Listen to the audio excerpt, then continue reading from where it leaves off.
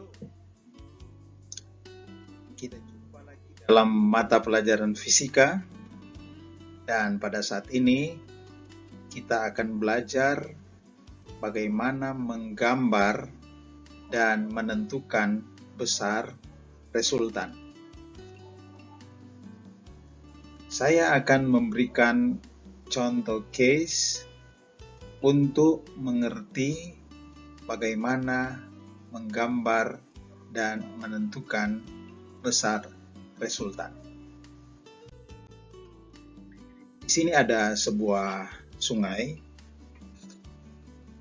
yang mengalir ke kanan dan kecepatan aliran sungai dan arahnya digambarkan dengan anak panah sebagai berikut. Lalu ada perahu yang akan menyeberangi sungai dari titik A menuju titik B. Kecepatan perahu tersebut digambarkan oleh anak panah seperti yang ada pada gambar di sini. Jadi, anak panah ke kanan menggambarkan kecepatan arus sungai dan anak panah A ke B menggambarkan kecepatan perahu. Ketika perahu menyeberang, apakah perahu benar-benar akan sampai di titik B? Tentu tidak. Karena pengaruh arus sungai, maka perahu tidak pernah akan sampai di titik B. Kira-kira arah perahunya seperti digambarkan oleh anak panah yang berwarna kuning ini. Tapi sebenarnya di titik mana perahu akan tiba? Sebenarnya di titik mana dia akan tiba? Ada cara untuk menentukannya, dan caranya adalah sebagai berikut. Kita gambar proyeksi dari anak panah yang menggambarkan kecepatan arus sungai. Gambar proyeksi itu berupa gambar garis putus-putus, dan kita letakkan gambar garis putus-putus itu di ujung dari anak panah yang menggambarkan kecepatan perahu, tepatnya di titik B. Ini proyeksinya. Syarat membuat garis proyeksi adalah haruslah garis proyeksi itu sama besar atau sama panjang dan sama arah dengan vektor yang diproyeksikannya. Dalam hal ini yang menjadi vektor proyeksi adalah kecepatan arus sungai. Jadi garis putus-putus yang digambarkan seperti pada gambar ini adalah garis putus-putus itu harus sama panjang dan sama arah dengan anak panah yang menggambarkan kecepatan arus sungai. Dan kita sudah gambarkan di atas. Langkah selanjutnya adalah kita gambarkan proyeksi dari kecepatan perahu. Dan seperti yang saya sudah jelaskan sebelumnya, garis proyeksinya adalah garis putus-putus yang besar dan arahnya sama dengan anak panah yang menggambarkan kecepatan perahu. Proyeksinya adalah sebagai berikut. Nah, setelah kita membuat garis proyeksi, atau gambar proyeksi dari kecepatan aliran sungai dan kecepatan perahu, sekarang kita bisa menentukan kemana arah perahu, di titik mana sebenarnya dia tiba. Caranya adalah kita tarik garis dari titik awal perahu akan bergerak, yaitu dari titik A, ke perpotongan garis proyeksi,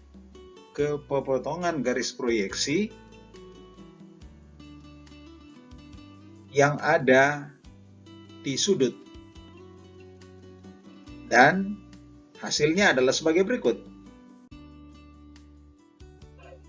Inilah hasilnya. Di titik inilah, di ujung pertemuan garis proyeksi itulah perahu akan tiba. Dan arah perahu yang sebenarnya akibat pengaruh dari arus adalah mengikuti arah anak panah yang berwarna kuning. Dan anak panah yang berwarna kuning ini disebut dengan resultan. Sekarang bagaimana menghitung besar resultan? Misalkan kecepatan perahu 40 km per jam, lalu kecepatan arus misalkan 30 km per jam. Apakah akibat dari pengaruh arus ini kecepatan perahu masih 40 km per jam? Ada cara untuk menghitung besar resultan. Untuk menghitung besar resultan, maka kita misalkan kecepatan arus sungai V1, lalu kita misalkan kecepatan perahu V2.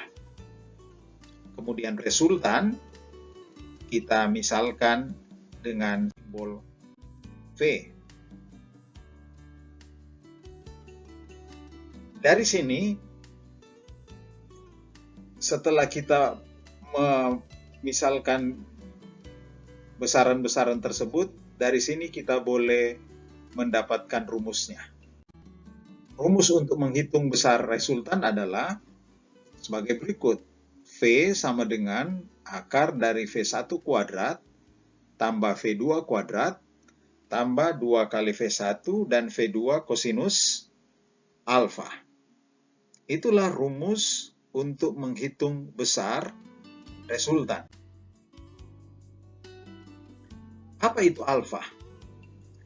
Alfa adalah sudut yang dibentuk oleh V1 dan V2. Baik, untuk lebih mengerti akan cara menggambar resultan dan bagaimana menghitung besar resultan, mari kita lihat lagi contoh berikut ini. Misalkan ada vektor kecepatan V1 yang arahnya ke kanan, lalu vektor kecepatan V2 seperti yang digambarkan, yaitu agak menyerong. Lalu dua vektor ini terpisah pada sudut alfa. Sekarang kita akan tentukan kemanakah arah resultan dan sebesar apa resultan itu digambarkan. Seperti yang saya sudah sebutkan sebelumnya, bahwa langkah yang pertama adalah gambarkan proyeksi dari vektor pertama, atau dalam hal ini kecepatan pertama. Gambarkan proyeksinya. Caranya adalah kita gambarkan garis putus-putus yang besar atau panjangnya serta arahnya sama dengan V1. Lalu kita letakkan garis putus-putus itu di ujung dari V2. Jadi ini gambarnya.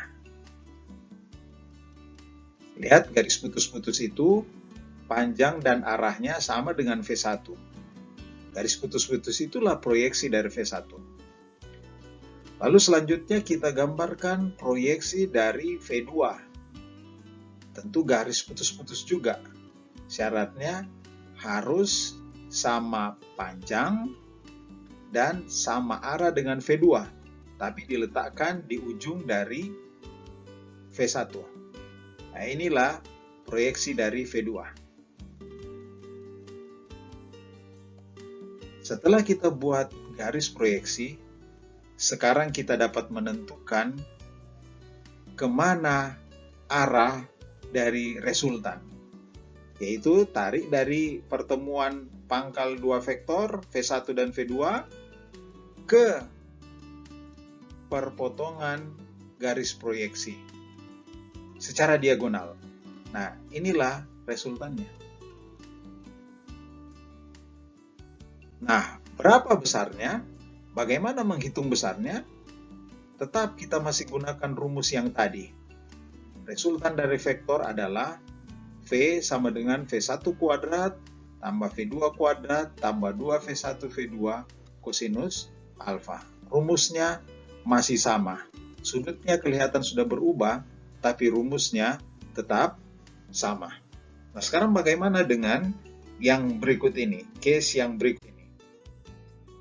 Sekarang bukan lagi vektor kecepatan, tapi adalah vektor gaya yang disimbolkan dengan F1 untuk gaya pertama dan F2 untuk gaya yang kedua.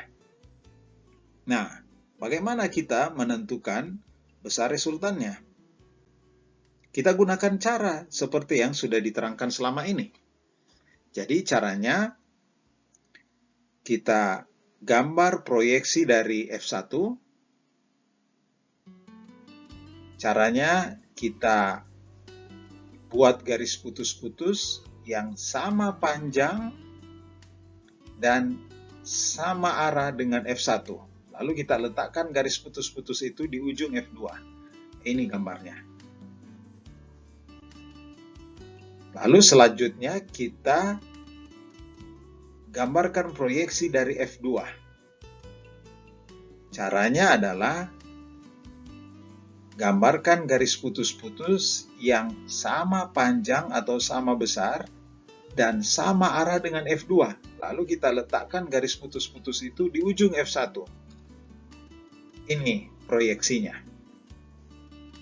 Nah, resultannya adalah dari titik awal F1 dan F2 memotong atau menuju ke perpotongan dari garis proyeksi F1 dan F2.